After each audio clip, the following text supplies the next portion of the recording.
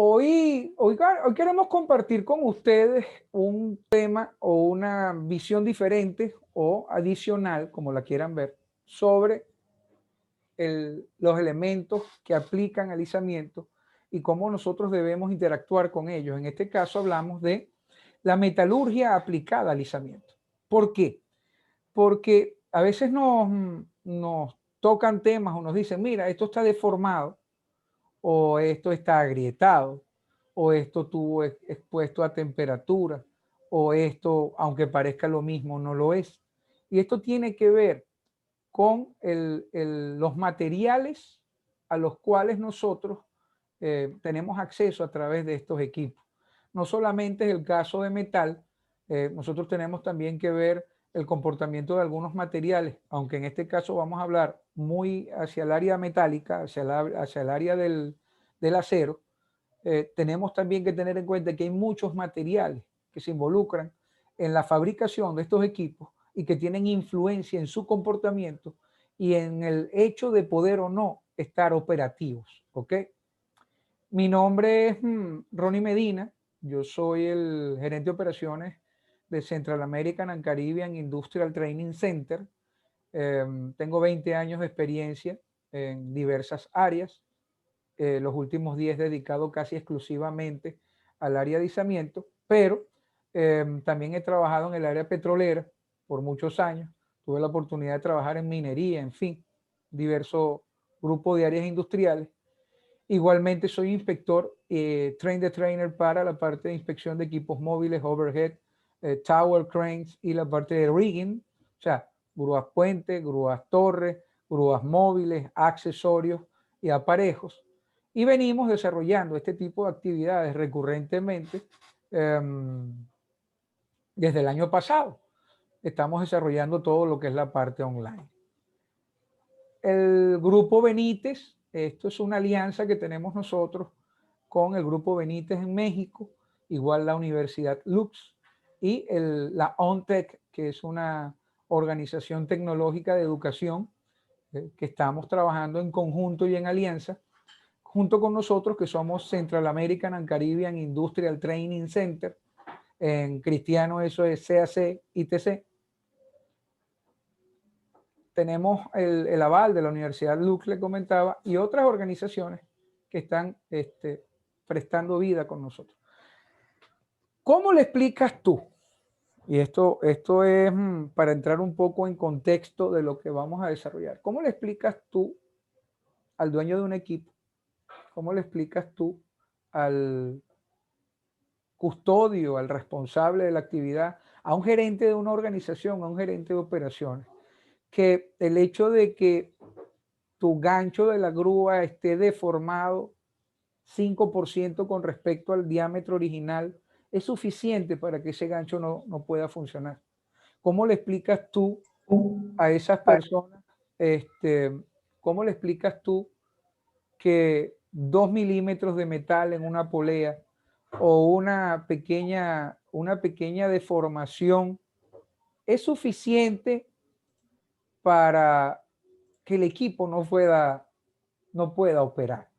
Es complicado, es muy complicado, porque dentro del proceso de evaluación de un equipo es muy sencillo irnos a lo que dice ASME y verificar, por ejemplo, cuáles son los atributos.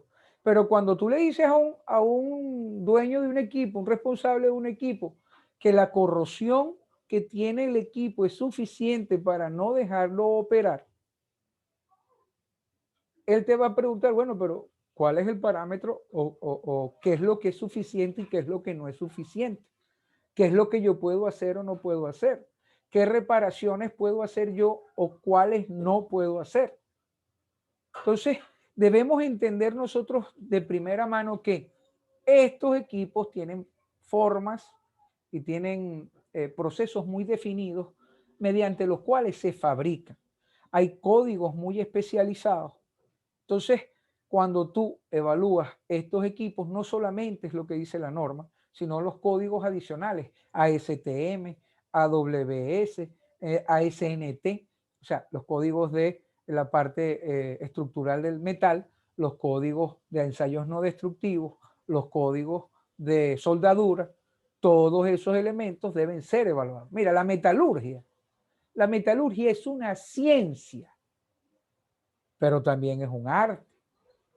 La ciencia y el arte de obtener metales, minerales, industriales, partiendo de sus minas o menas beneficiables, de una manera eficiente, de una manera económica, con el resguardo del ambiente, a fin de adaptar dichos recursos en beneficio del desarrollo y el bienestar de la humanidad. Si ustedes entran a Google, ese es el concepto.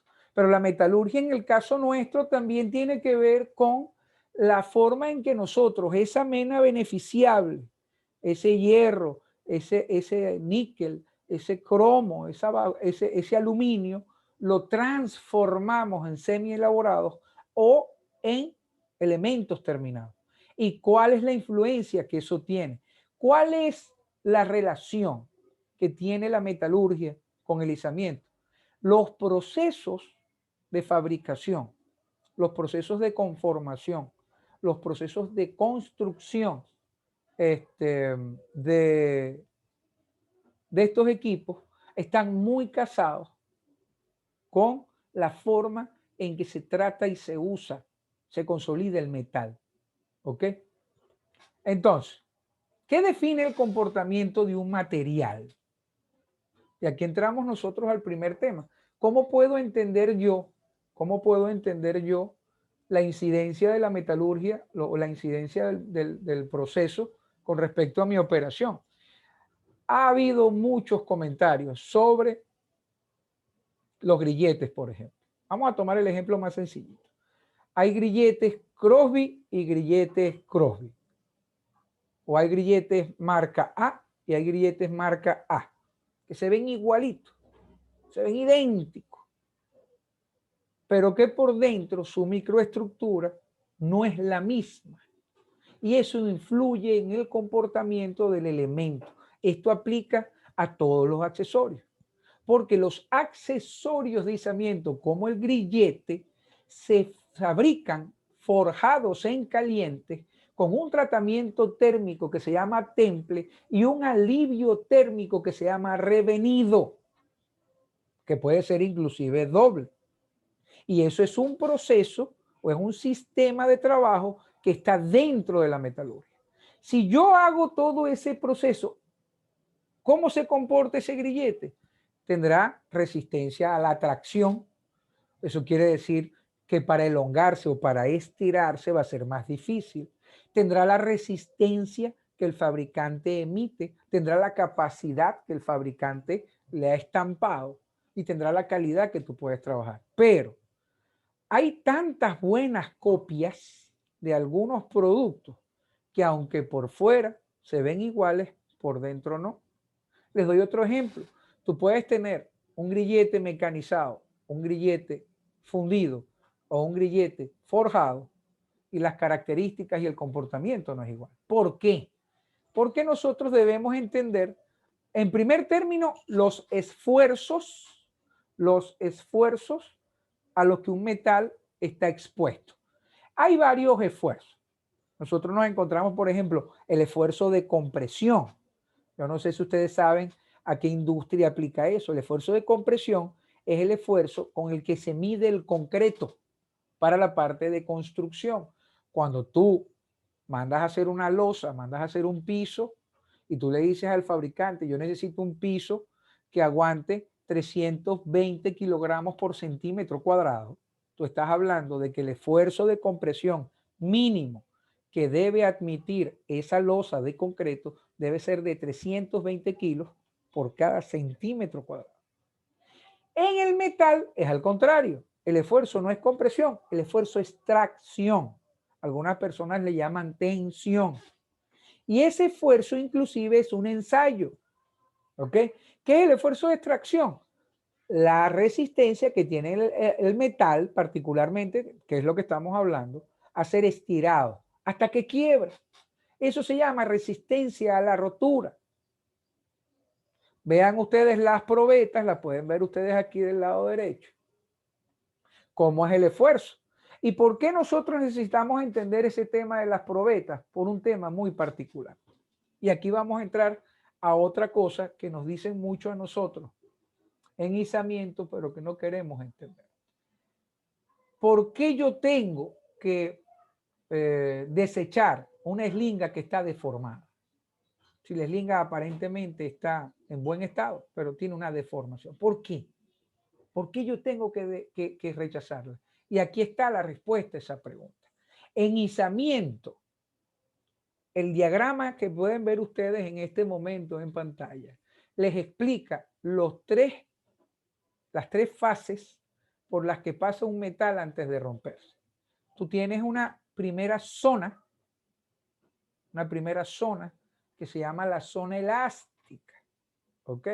Esa zona elástica no es más que cuando tú le aplicas, un esfuerzo a un metal y él vuelve a su forma original cuando retiras el esfuerzo, eso se llama zona elástica. Y a nosotros nos interesa porque es en esa zona donde todos los elementos de izamiento deben estar.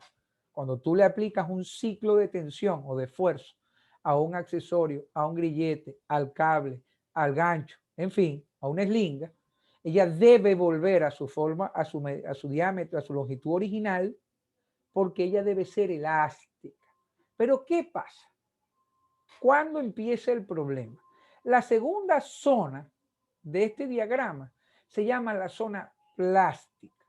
En esta zona, tú agarraste, le metiste tensión, esfuerzo a un elemento metálico y cuando quitaste el esfuerzo, él se quedó estirado, él se quedó deformado. Pero no hay fatiga, él no se quiebra, simplemente se deformó, admitió el esfuerzo y se quedó con el esfuerzo a través de una deformación. Nosotros no podemos estar en esa zona. ¿Por qué? Porque la siguiente zona es la zona de fatiga, donde ya el metal, entre los ciclos, pierde sus propiedades mecánicas y el siguiente paso simplemente es que quebró. Entonces, en izamiento, nosotros debemos mantenernos en la zona elástica. No podemos estar tan cerca de la zona de fatiga, que es la última zona del diagrama de esfuerzo de formación, ¿ok? Porque el metal se quebrará y les garantizo que cuando se parta una pieza o se quiebre una pieza, bien sea un accesorio o bien sea del equipo, les garantizo que ustedes no van a querer estar relativamente cerca del equipo. Eso es importante que lo tengan claro. Aquí tienen ustedes la explicación del por qué en izamiento la deformación no es admitida. Porque la deformación está justo al lado de la zona de fatiga. Además de eso, ¿ok? Además de eso, nosotros debemos entender el diagrama desde el punto de vista de la seguridad y de su comportamiento de las piezas. Lo más común, si ustedes suponen que esto es una eslinga, un estrobo, le llaman también, de cable de acero, y ustedes hacen el esfuerzo, es en esta zona donde nosotros nos queremos quedar, en los dos primeros ejemplos. Aquí ven ustedes la siguiente etapa, que es la parte de plasticidad. Vean cómo se aplica el esfuerzo, vean cómo se aplica el esfuerzo y el resultado de aplicar el esfuerzo, la pieza quedó más larga de lo que debería ser desde origen. Y si seguimos aplicando esfuerzo, el último resultado no será otro que la fractura del elemento. ¿Ok? Entramos a otro tema. Yo sé que de pronto estos diagramas no son de uso común para todos, pero resulta que esto que ven ustedes en pantalla, por así decirlo, es una olla con agua. Ustedes van a hacer sopa. Muy bien. ¿Cuál es el ingrediente básico de una sopa? El agua. Dependiendo de lo que tú le agregues a esa agua en esa olla, la sopa será diferente. Si tú agregas pescado, obtienes una cosa. Si tú agregas cerdo, obtienes otra cosa. Si tú agregas res, obtienes otra cosa. Si solo agregas ramas, obtienes otra cosa. Si solo agregas hueso, obtienes otra cosa. El metal es igual. El ingrediente básico del acero es el hierro, sumado al carbono, pero depende de cuánto carbono nosotros vamos a obtener algo.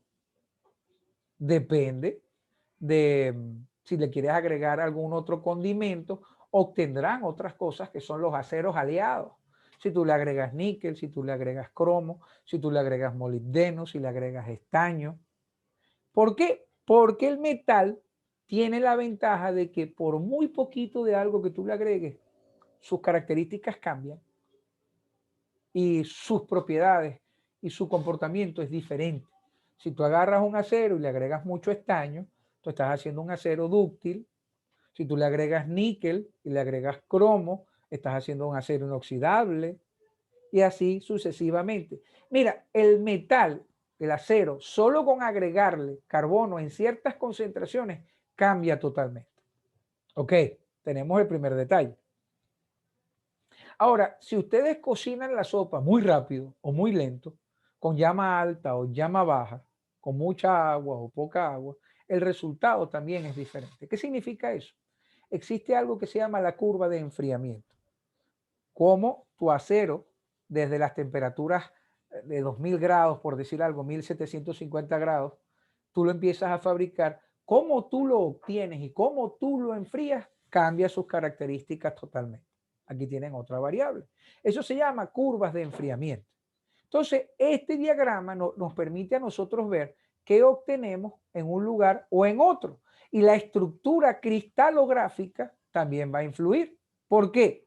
Porque la estructura nos permite ver qué tan resistente, qué tan duro, qué tan suave, qué tan deformable, qué tan dúctil, qué tan tenaz. Todas estas cosas las vamos a ver un poco más adelante. Pero de aquí sale todo. ¿Qué es la curva de enfriamiento? Es simplemente ver a qué temperaturas vas a hacer tú el enfriamiento desde 1750. En las curvas de enfriamiento tú puedes incluir temas como, por ejemplo, templados y revenidos. Entonces, dentro de las curvas de enfriamiento te entran los tratamientos térmicos. Tratamientos térmicos como temple, revenido o doble revenido son muy utilizados en los elementos que requieren o que hacen mayor esfuerzo en el sistema. Los cables, por su forma de fabricación, además los alambres tienen un sistema de fabricación particular. Ese entorchado, ese torque que le dan al cable cuando lo están preformando, automáticamente le da cierto nivel de resistencia. ¿Cuáles son los procesos de fabricación y en qué influyen los procesos de fabricación en el producto terminado? Existen 4 procesos de fabricación: fundición, soldadura, deformación plástica, que puede ser en frío o en caliente, y el mecanizado o el arranque de virutas también le llaman. Técnicamente se llama mecanizado. ¿Ok? Esos son los 4 procesos de fabricación. Y viene la pregunta, Ronnie, ¿yo puedo utilizar grilletes fundidos en mi proceso de izamiento? No, no puedo.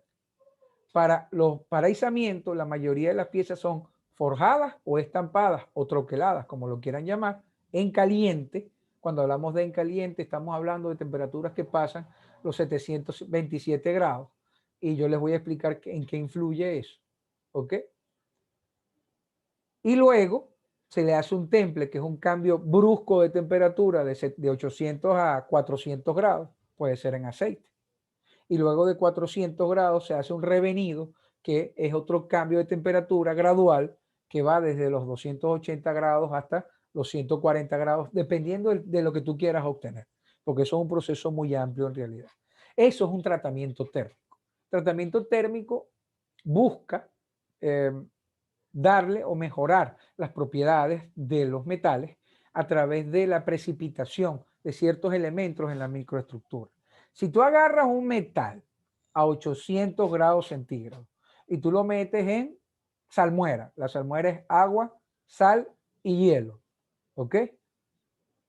El enfriamiento es tan brusco que si tú dejas caer esa pieza, se parte. Entonces, el alivio térmico o lo que llaman el revenido busca organizar ese desorden interno para que el elemento, aparte de ser duro, también sea resistente. Y esos son los atributos que nosotros buscamos dentro del proceso de izamiento, dentro del proceso de inspección, que lo que nosotros buscamos no es ver la microestructura, lo que nosotros buscamos es ver cómo se manifiestan las desviaciones a través de estos elementos. Estamos hablando de elongación, pérdida de diámetro, estamos hablando de quiebre, fatiga, corrosión, en fin. Y todo eso influye al momento del izamiento. ¿Okay? La idea, porque tú puedes hacer tratamientos térmicos, tú lo puedes hacer al aire, al horno, en aceite. Tú tienes, agarraste la pieza simplemente y la calentaste por encima de 800 grados y lo metes en un horno cerrado con aislante térmico o con refractario y él se enfría muy lentamente, se va enfriando muy lentamente hasta que ya está a temperatura ambiente. Eso te va a dar a ti una estructura muy plástica, en el sentido de que su microestructura es gruesa, o sea, de granos gruesos. La fundición te da eso también, y aunque tú hagas un tratamiento térmico de una pieza fundida, el resultado es totalmente diferente. ¿Ok? Por ejemplo, los bloques de los motores son hechos de fundición gris, pero los soportes son hechos de fundición blanca. Pero las piezas internas del motor están hechos en acero, en un tipo de acero que requiere ciertos elementos. ¿Ok? Ahora, volvemos a las propiedades. ¿Qué es la elasticidad? La elasticidad es la cualidad o la propiedad que tiene un material de admitir una deformación y luego volver a su forma original. Esto es lo que más le gusta al izamiento. Tú tienes la plasticidad, que es lo opuesto a la elasticidad. En este caso, tú agarras, haces el esfuerzo y él se queda con el esfuerzo obteniendo una forma. Esto es una forma de fabricación cuando tú requieres hacer algún tipo de material o algún tipo de elemento, herramienta, producto con una forma específica y está diseñado para tal fin. Tú te consigues la maleabilidad. Un elemento maleable es un metal que es capaz de ser laminado. El laminado es un proceso de fabricación por deformación plástica que puede ser en frío o en caliente. Eso quiere decir que si tú trabajas con este tipo de láminas, ellas son fabricadas así porque tienen una estructura específica y un comportamiento específico. ¿Ok? La ductilidad, ¿ok? Son aquellos que pueden ser estirados y conformados en hilo fino. Hay que utilizar la ductilidad para hacer un proceso de estiramiento que se llama trefilado, que no es más que obligar a ese metal cuyo semi-elaborado o primera parte puede ser un alambrón de 9 milímetros, tú lo vas a alar a través de unos orificios de un tamaño específico y de un metal mucho más resistente para que el elemento tú lo obligas a estirarse y a tomar esa forma. Este es el primer proceso mediante el cual tú fabricas cable de acero para obtener los alambres. Pero el conjunto de cables, el conjunto de alambres que forman un torón y el conjunto de torones preformados alrededor de un núcleo son lo que le dan a, a estos elementos, le dan la resistencia necesaria. La tenacidad no es más que la propiedad que tiene un metal para evitar romperse. Esto es lo que se llama resistencia a la tracción, ¿ok? Y tú lo mides a través de un ensayo destructivo que se llama un ensayo de tracción.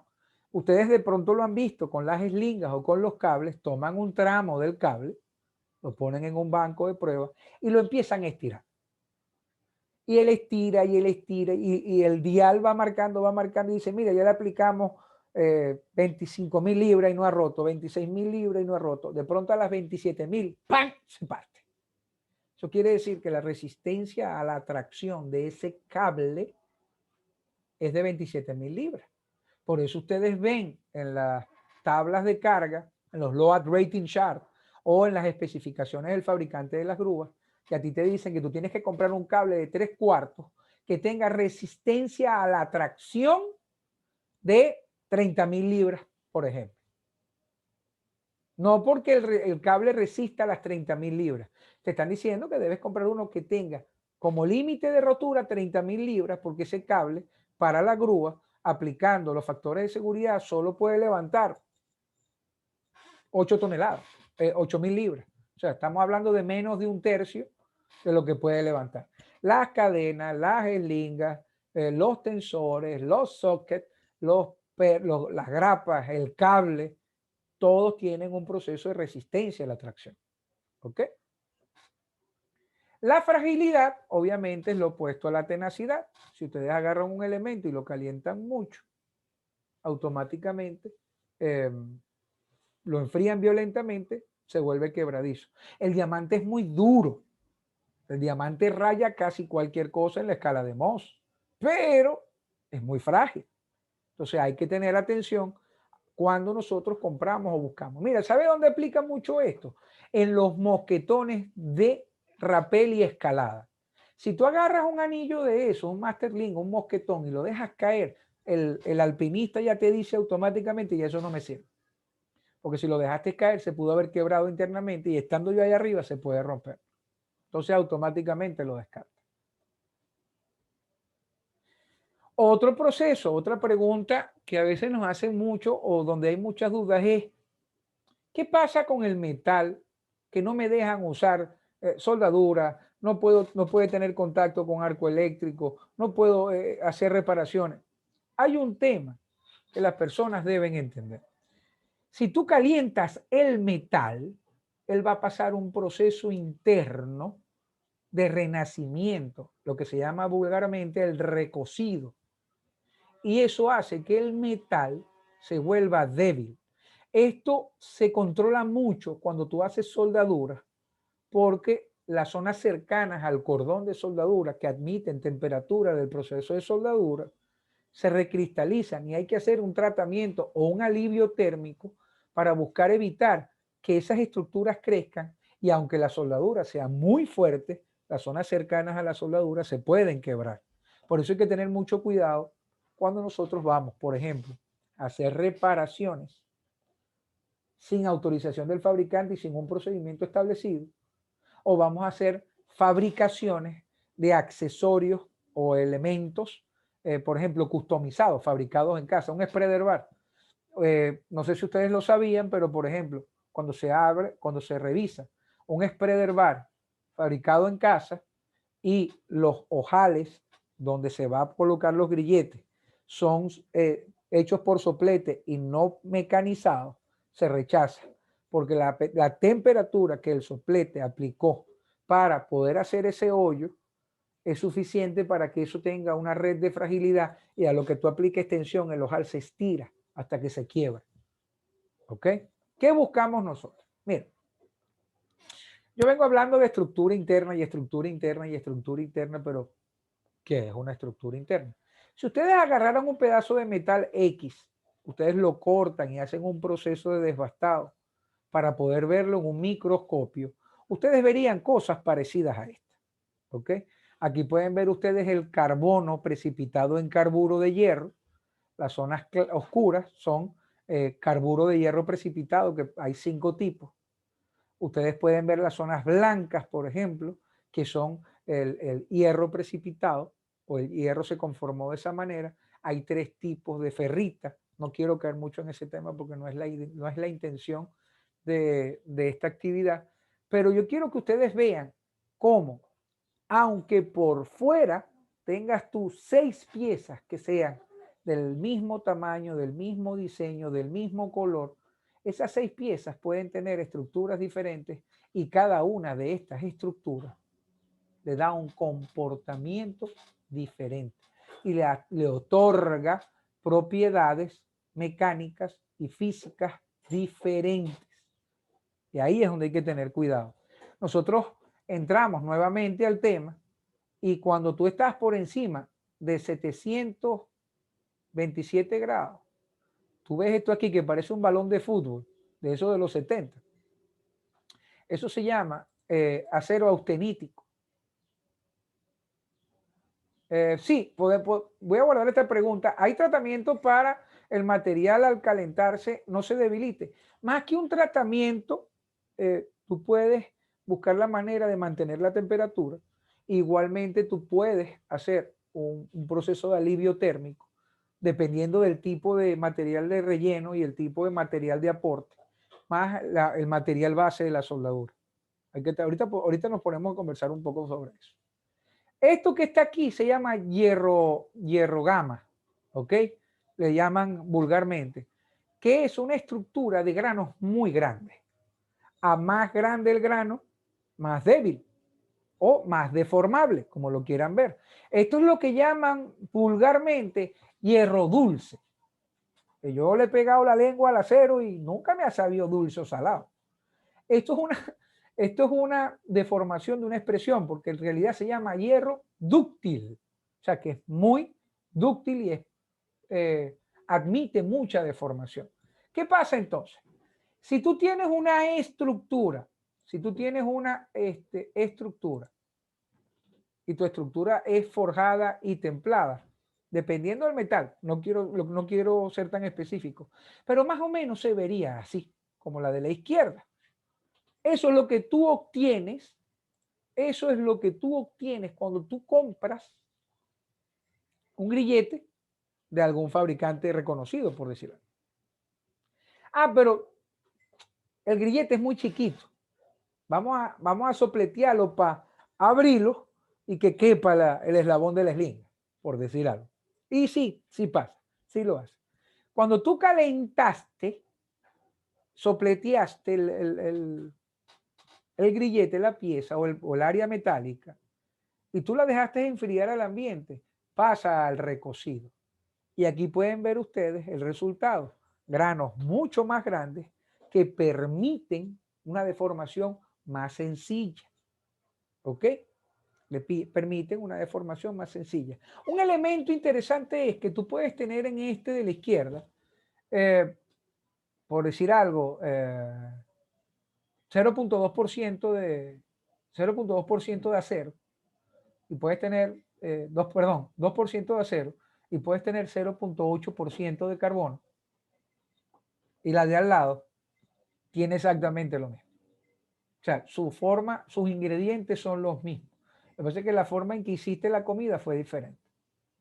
Esta la cocinaste a fuego bajo por 4 horas para obtener el resultado que tú querías de la carne y esta literalmente la freíste para tenerla lista en 5 minutos y ahí tienen ustedes la diferencia entre un caso y el otro. Con el tema de la soldadura,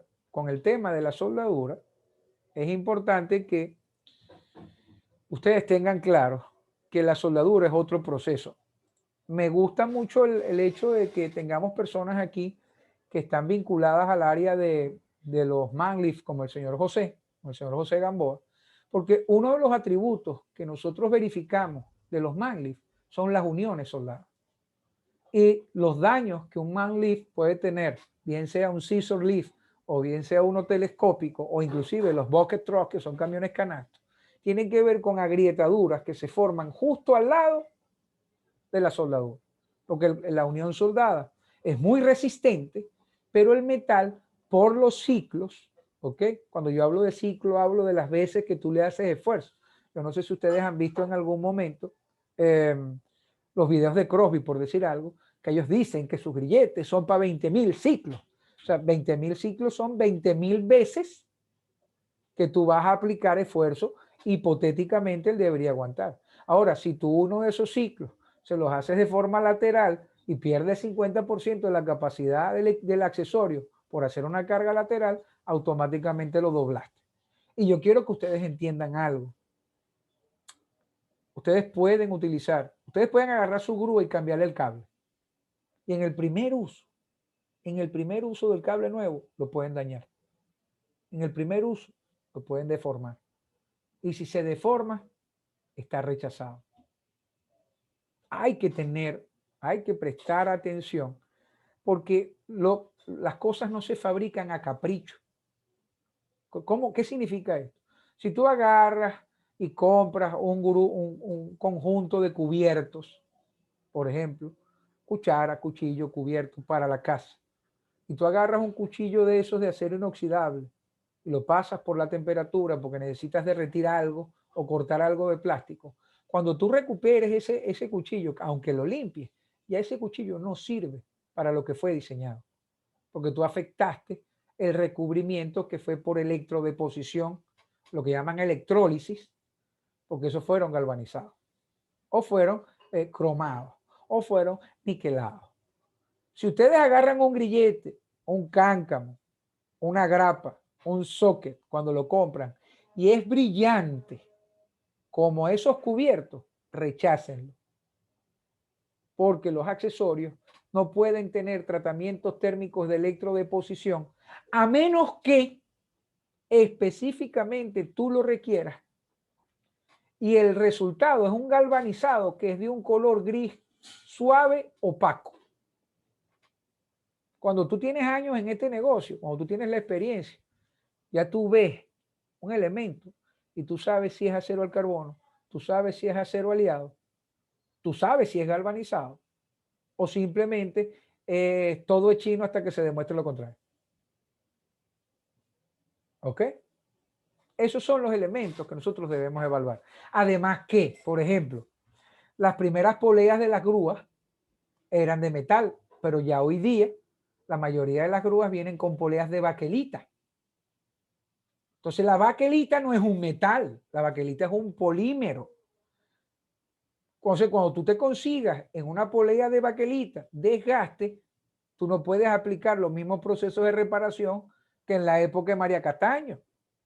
Porque en la época de María Castaño bajaban la polea, la limpiaban, rellenaban con soldadura, una buena soldadura, luego hacían un rectificado y luego aplicaban un proceso de tratamiento térmico que se llama cementación, que no es más que meter la pieza en un horno de 2 secciones, en un lado la pieza y en otro lado un trozo de carbón mineral a una temperatura específica.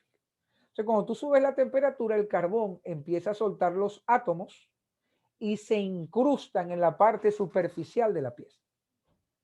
Eso le da dureza a la pieza en la zona, en los primeros 2 micrómetros, 3 milímetros, 2 milímetros, como lo quieran llamar, depende del proceso, pero el centro de la pieza sigue siendo un poco más resistente y es más suave a la hora de un mecanizado o algo. Es más, así se fabrican los engranajes.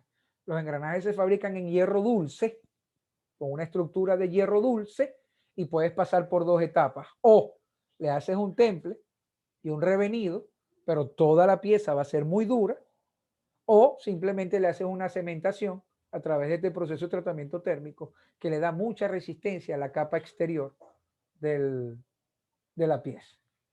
¿Ok? Goma. Ustedes tienen elastómeros en el equipo. Mientras que en el izamiento la corrosión superficial es admitida, por ejemplo, las mangas de hidráulico, que hay muchas en la grúa, no pueden estar agrietadas, no pueden estar desgastadas, no pueden estar añadidas. La corrosión superficial en los acoples de esas mangas es diferente al del acero, porque los acoples son de aluminio, por ejemplo. Ah, Ronnie, yo tengo todo el acople corroído, ¿qué hago? Usted agarra un cepillo de alambre, usted lo limpia y luego le echa algún tipo de aceite mineral. No se puede pintar ni la manga ni el acople, porque el petróleo come petróleo. No sé si habían escuchado eso alguna vez. Eso es como limpiar un casco de protección de estos de ahora de plástico con gasoil. Yo no sé si ustedes allá en México lo hacen, pero en Venezuela se acostumbraba, cuando uno se bañaba en petróleo, limpiar el casco con gasoil. Y el petróleo come petróleo, porque el polímero es un derivado del petróleo, como la baquelita, por ejemplo.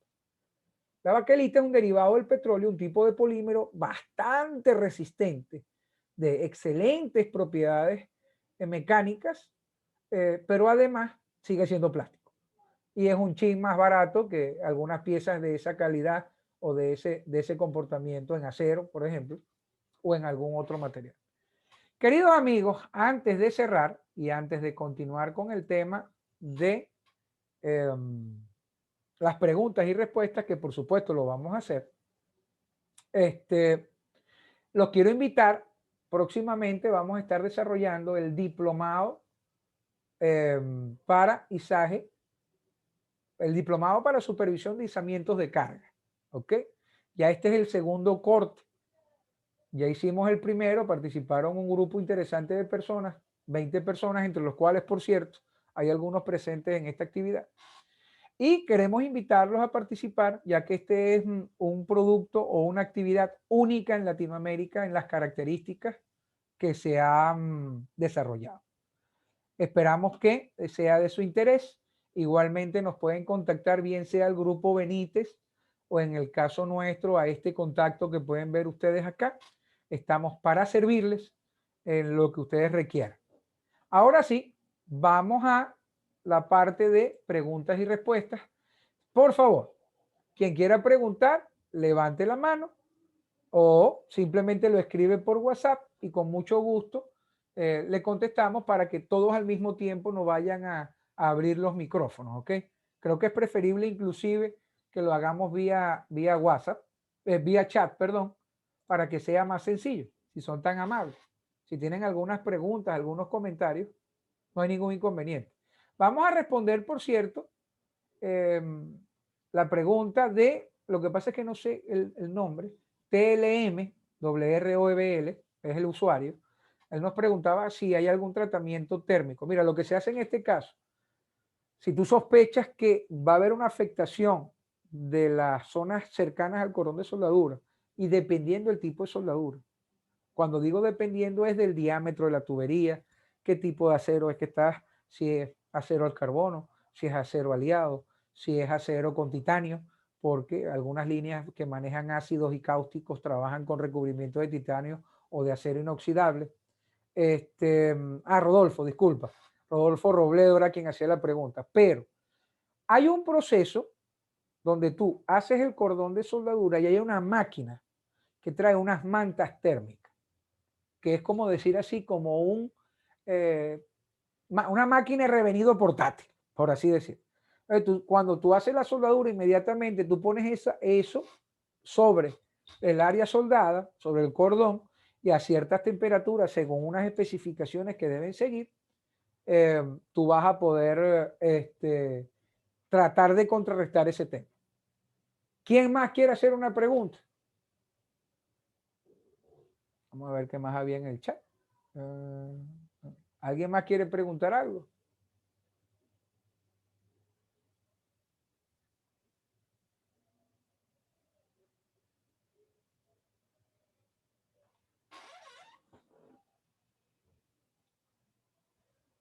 Ajá. La pregunta era en relación a la estructura. Ah, Rodolfo, chévere. Primero, tú no puedes hacer una reparación con soldadura si no está aprobada por el fabricante y a través de un ingeniero mecánico, un ingeniero estructural, que tiene que evaluar también los ensayos de los esfuerzos que lleva la grúa. Ahora, que tú me digas a mí que tú vas a soldar el bumper de la grúa, no hay problema. Pero lo que son los elementos de esfuerzo, no puede haber soldadura si no es aprobado por el fabricante. Eso tiene que ver con lo que establece el estándar, dependiendo del tipo de grúa. Asumo que pudiéramos estar hablando de ASME B35. Perforarla o barrenarla sigue siendo el mismo tema. Tú no puedes hacer perforaciones en la pluma, porque eso afecta la estructura. Es como que tú agarres un grillete y le hagas un troquel, le hagas una marca, una estampa, con un troquel en frío, y el grillete queda rechazado, porque ese se vuelve un punto de fatiga. Entonces los esfuerzos en base al diseño de un equipo hay que tener mucho cuidado, porque las plumas son susceptibles de que en un lugar, si la corrosión es muy profunda, si hay algún tipo de formación, si hubo impacto o hay una reparación, esa reparación pueda efectivamente convertirse en una causal para que la pluma colapse, se deforme o se quiebre.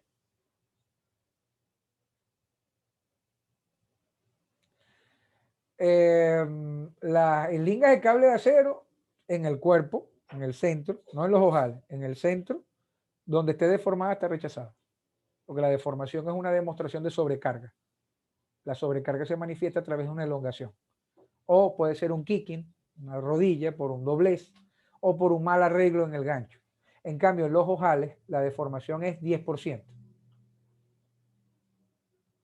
10% de, del diámetro original, que eso lo traes tú o lo obtienes tú, lo obtienes del fabricante o del proveedor que te da el elemento. Además, recuerden, las eslingas de cable de acero sin guardacabo son para trabajar directo al cable, y las eslingas de cable de acero con guardacabos, que es esa lata interna, ese pedazo de metal interno que tiene el ojal, son para trabajar con grillete. Ahí se presenta otro problema también, porque muchas personas prefieren comprar eslingas sin guardacabo porque son más baratas, $2, $3 más baratas, por decir algo, pero la quieren usar con grillete, y cuando la usan con grillete, la deformaron, y al deformarla está rechazada.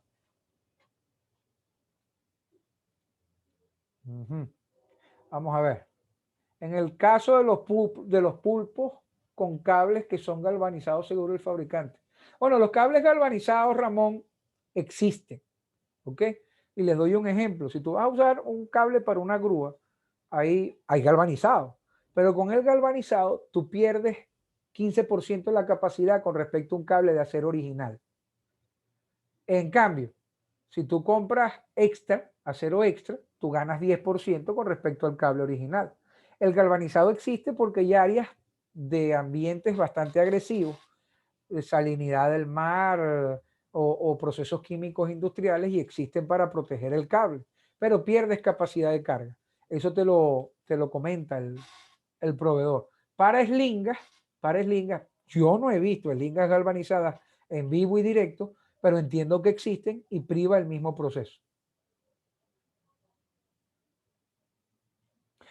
Si hay corrosión en cable galvanizado, si hay corrosión en un master link, un pulpito, lo que llaman un master link, que son galvanizados de origen y hay corrosión, sí, son rechazados. La corrosión ya es una manifestación de que el proceso de protección que se le hizo a ese cable se perdió. Seguimos bajando. Nuestro amigo Víctor Camargo. Cuando una estructura de celosía está oxidada, ¿cómo se debe tratar para no dañar la resistencia al metal y no comprometer? Lattice boom crane, o las grúas de pluma celosía, que pueden ser estructurales o no, tienen un proceso muy particular y que cada fabricante te va a emitir con respecto a eso. Por ejemplo, si las plumas celosías son de sección tubular, o sea, fueron fabricadas con tubo, eso es una evidencia primero de que son grúas viejas, o sea, la pluma tiene sus añitos. Y además hay que hacer un ensayo no destructivo para ver la medición de espesor de los tubulares, porque hay criterios establecidos en función del tipo de tubular, y eso lo emite el fabricante. Cuando nosotros revisamos plumas celosías, buscamos soldadura por soldadura, tubo por tubo, horizontal por horizontal, vertical. Eso quiere decir que nosotros vamos a revisar toda la pluma, punto por punto. La corrosión, si nosotros vemos evidencias de corrosión, que sea, ¿cómo te explico? Que no sea picadura o que no sea grieta, sino que estás hablando de un proceso de pilas de acción local superficial, pero que a la larga se puede llegar a un punto profundo. Eso hay un ensayo no destructivo que se llama ultrasonido, y con el ultrasonido se evalúa la medición, se mide el espesor del tubular. Pero eso no aplica, o técnicamente por norma, nosotros no revisamos eso, sino que solicitamos que se haga una verificación a través de este ensayo para evaluar si efectivamente el tubo sirve o no. ¿Cuál es el problema? ¿Por qué se han dejado de fabricar plumas celosía con tubulares? Ellas sufren un proceso interno dentro del tubo por acumulación de humedad y por el tiempo, ¿verdad? Ellas generan algo que se llama corrosión, como si fueran hojuelas de cereal. Ellas van formando corrosión laminar. Esa corrosión laminar es que se va desprendiendo parte del metal hasta que el espesor es muy pequeño. Es el mismo proceso por el cual se deben inspeccionar los andamios tubulares, porque los andamios tubulares deben ser inspeccionados una vez al año y evaluados temas como este, pero en el caso de los andamios, tú usas simplemente un endoscopio. Y si el endoscopio te muestra a ti mucha corrosión laminar interna en esas tuberías, no hace falta hacer medición de espesor. Hay que ver si tú tienes qué tipo de schedule, qué fabricante te prometió qué cosa. Lindbergh, por ejemplo, Grove, por ejemplo, Liebherr, tienen o te envían en el conjunto de la documentación del manual del operador, del manual del fabricante y todo esto, te envían un pequeño apéndice, un pequeño anexo, que es un pequeño documento para esa grúa que te dice cuáles son los elementos de mantenimiento y en el caso de que una sección se pueda reparar o no, cómo la vas a reparar. Porque sí, las plumas celosías se pueden reparar, ¿ok? Pero tienen limitaciones. Por ejemplo, si tú tienes un par de tubos deformados, hay personas que creen que le pueden meter un gato power, un gato hidráulico y enderezarla. Eso es verdad si la deformación no es de más del 5% con respecto a la vertical. O sea, si el desplazamiento no es más del 5% de la medida original, pudiera ser, siempre y cuando el fabricante lo permita. Y tú tienes que consultarle al fabricante. Pero si la pluma está muy estirada arriba o muy comprimida abajo, la pluma queda rechazada, porque hay ciertas limitantes en ese caso. Pregunta. ¿Estás conforme con la respuesta, Víctor, por si acaso? La soldadura de las plumas pasa por un proceso, tú tienes que calificar el procedimiento de soldadura, tú tienes que calificar el procedimiento, tienes que calificar el soldador. La grúa debe estar calibrada, la máquina de soldar debe estar calibrada y con el amperaje, y no hablo del amperaje de salida de la máquina, hablo del de entrada, la conexión, a menos que sea una máquina con motor interno, motor de combustión interna tipo planta. Y el fabricante te dirá cómo vas a hacer la soldadura. Aquí aplica mucho esto de hacer una reja para la casa, donde tú le dices al soldador, mira, la primera soldadura arriba a la derecha y la segunda abajo a la izquierda. Y vas rotando los puntos para que la pieza, por el tema de la temperatura, no haga una deformación no controlada, por así decir. ¿Alguien más quiere hacer alguna consulta?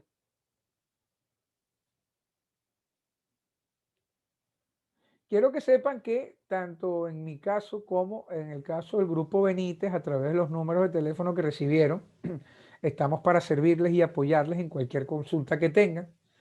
Si no hay más preguntas, queridos amigos, yo espero que haya sido interesante el tema. Espero que les haya agradado la exposición. E igualmente, nosotros vamos a estar compartiendo por nuestras redes los links y la actividad para que la puedan compartir ustedes con alguna otra persona que lamentablemente no haya podido asistir.